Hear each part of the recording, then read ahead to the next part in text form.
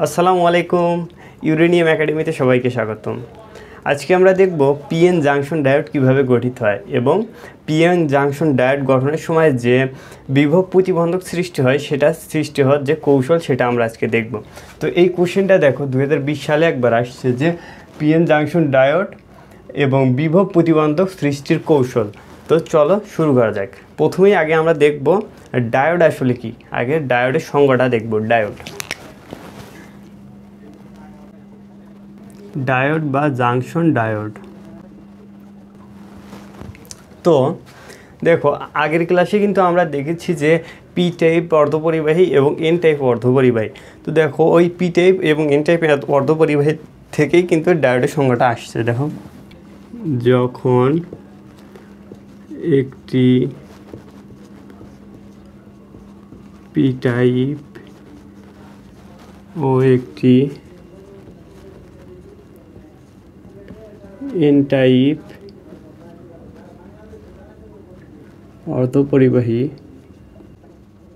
যখন একটি P type ও একটি এন টাইপ অর্ধপরিবাহী বিশেষ প্রযুক্তিতে যুক্ত করা হয় তখন সমস্ত ইলেকট্রনিক ব্যবস্থাটিকে ডায়োড বা জাংশন ডায়োড বলে। তো এখানে আমরা ডায়োডের যে সংজ্ঞাটা আছে সেই সংজ্ঞাটা কিন্তু লিখে ফেললাম যে যখন একটি পি টাইপ অর্ধপরিবাহী এবং একটি এন টাইপ অর্ধপরিবাহী পরস্পরের সাথে একটি বিশেষ প্রযুক্তিতে যুক্ত করা হয় তখন সমস্ত ইলেকট্রনিক ব্যবস্থাটিকে ডায়োড বা জাংশন ডায়োড বলে। তো দেখো আমরা যদি এখন স্বতন্ত্র পি টাইপ অর্ধপরিবাহী এবং এন টাইপ অর্ধপরিবাহী কল্পনা করি তাহলে দেখো আমরা যদি এঁকে নেই, দেখো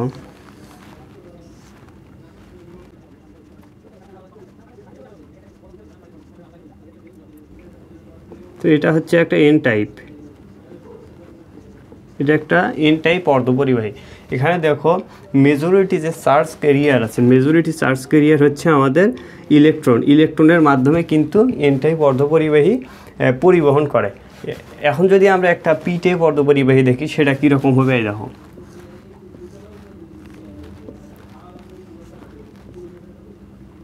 পি টাইপ অর্ধপরিবাহী হবে আমাদের এই রকম, এগুলোর সাথে একটা করে হোল থাকবে যেগুলো আমাদের পজিটিভ। তো দেখো এটা একটা পি টাইপ অর্ধপরিবাহী,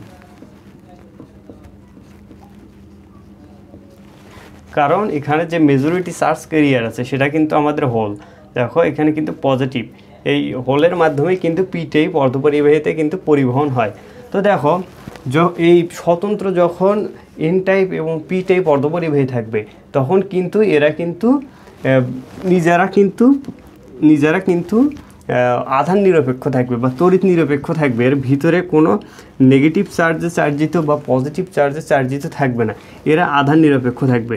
যখন স্বতন্ত্রভাবে এন টাইপ এবং পি টাইপ থাকবে তখন এরা আধান নিরপেক্ষ থাকবে। এখন আমরা মনে করলাম যে এন টাইপ এবং পি টাইপ এই দুটোকে আমরা যুক্ত করে দেবো, যুক্ত করে একটা ডায়োড তৈরি করব বা জাংশন ডায়োড তৈরি করব। তাহলে দেখো আমরা যদি পি টাইপ ও এন টাইপকে যদি যুক্ত করে দেই তাহলে এইরকম হবে, সম্পূর্ণ ইলেকট্রনিক ব্যবস্থাটি কিন্তু এইরকম হবে।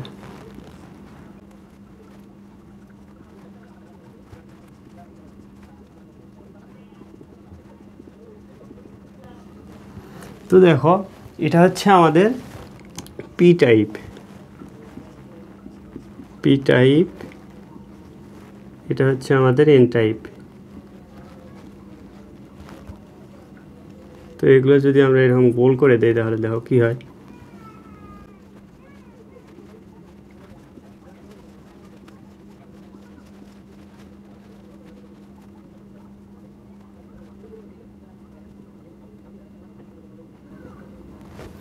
তো দেখো এখানে একটা পি টাইপ এবং এন টাইপ এই দুটাকে আমরা কিন্তু যুক্ত করেছি বা জাংশন ডায়োড গঠন করার জন্য আমরা পি টাইপ ও এন টাইপ অর্ধপরিবাহীকে যখন পরস্পরের সাথে যুক্ত করি তখন কি হয়, এ পাশে দেখো পি টাইপে কিন্তু হোল থাকে, হোলের মাধ্যমে কিন্তু পরিবাহিত হয় এবং এন টাইপে কিন্তু ইলেকট্রন বা নেগেটিভ চার্জের মাধ্যমে কিন্তু পরিবাহিত হয়। তো যখন আমরা এই দুই ধরনের অর্ধপরিবাহীকে পরস্পরের সাথে যুক্ত করব তখন এই পাশ থেকে ইলেকট্রনগুলো এই পাশে চলে যাবে এবং এই পাশ থেকে হোলগুলো এই পাশে চলে আসবে, এই ভিতর দিয়ে এই পাশ থেকে এই পাশে আসবে, এই পাশ থেকে এই পাশে, আবার ইলেকট্রনগুলো এই পাশ থেকে এই পাশে কিন্তু চলে আসবে।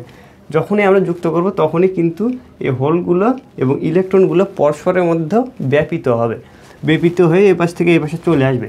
যখন এই ব্যাপিত হওয়ার সময় একটা সময় যে এই যে মধ্যবর্তী যে অংশটা যে জায়গাটায় আমাদের যুক্ত হয়েছে পি টাইপ এবং এন টাইপ, সেখানে এই পাশ থেকে ধনাত্মক আয়ন এবং এই পাশ থেকে ঋণাত্মক আয়ন পরস্পরের কাছাকাছি এসে এখানে একটা বিভব বাধা তৈরি করবে। এই বিভব বাধা যখন তৈরি করবে তখন আর এই হোলগুলো এবং ইলেকট্রনগুলো পরস্পরের মধ্যে যাতায়াত করতে পারবে না। তখন এই বিভব বাধাটা এই ইলেকট্রন এবং হোলের চলাচলকে বন্ধ করে দেবে।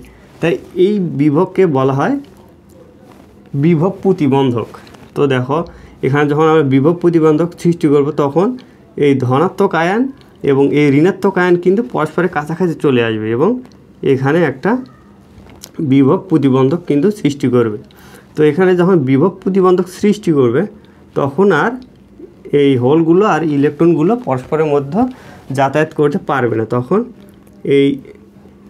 এই রকম এখানে একটা বাধার সৃষ্টি হবে। এই দেখো এই বাধা, এই জায়গাটাকে বলা হয় ডিপ্লেশন লেয়ার।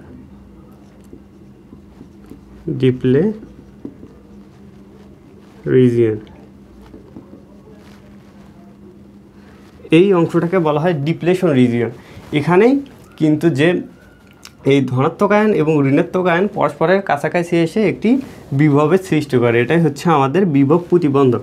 এই বিভব প্রতিবন্ধক যখন সৃষ্টি হয়ে যায় তখন আর এই ধনাত্মক আয়ন এবং ঋণাত্মক আয়নের চলাচল সম্ভব হয় না, তখন এটা তড়িৎ নিরপেক্ষ হয়ে যায়। তখন এই যে বিভব প্রতিবন্ধক আছে, বিভব প্রতিবন্ধকের দুই পাশে আবার আগের মতোই নিরপেক্ষ অবস্থা তৈরি হয়। এ পাশেও নিরপেক্ষ অবস্থায় থাকে এবং এই পাশটাও নিরপেক্ষ অবস্থায় থাকে। তখন আর এই ইলেকট্রন এবং হোলের চলাচল থাকে না।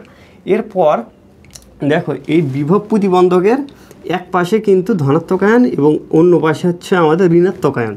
তো এই ধনাত্মক ও ঋণাত্মক আয়নের মাঝামাঝি যে অংশটা থাকে আর কি, এই মাঝামাঝি যে অবস্থানটা থাকে, এই অবস্থানে কোনো আধান থাকে না, একদম ফাঁকা থাকে। এই ফাঁকা স্থানটাকে বলা হয় ডিপ্লেশন রিজিয়ন। এই ডিপ্লেশন রিজিয়ন হচ্ছে এই ফাঁকা স্থানটা, যেটাকে বাংলায় বলে নিঃশেষিত স্তর। তোমরা বইয়ে পড়লে বুঝতে পারবা যে এই জায়গাটাকে বলা হয় নিঃশেষিত স্তর বা ডিপ্লেশন রিজিয়ন। তো এই জায়গাটার যে পুরুত্ব, এই টোটাল যে এন টাইপ ও পি টাইপ যুক্ত করার পর যে আমরা ডায়োডটা পেয়েছি, এই ডায়োডটার দৈর্ঘ্য যদি হয় 0.5 সেন্টিমিটার অর্ধেক যদি হয় এই পুরোটার দৈর্ঘ্য, তাহলে এই যে ডিপ্লেশন রিজিয়নটা তৈরি হবে, ডিপ্লেশন রিজিয়নের যে এই প্রস্থটা হবে আমাদের 10⁻⁻6 মিটার।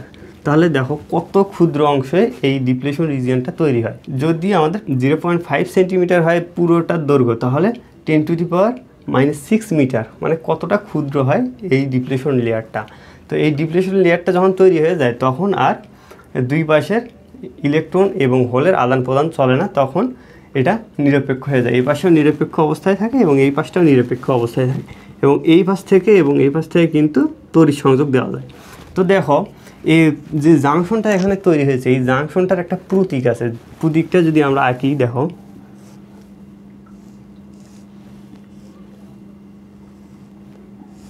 এই রকম হচ্ছে ডায়োডের প্রতীক। তো এই পাশটা হচ্ছে ধনাত্মক এবং এই পাশটা হচ্ছে ঋণাত্মক। ডায়োডের এই পাশটা, এই মোটা পাশটা হচ্ছে আমাদের ধনাত্মক এবং এই চিকন পাশটা হচ্ছে আমাদের ঋণাত্মক। তো এটা হচ্ছে ডায়োড সিম্বল।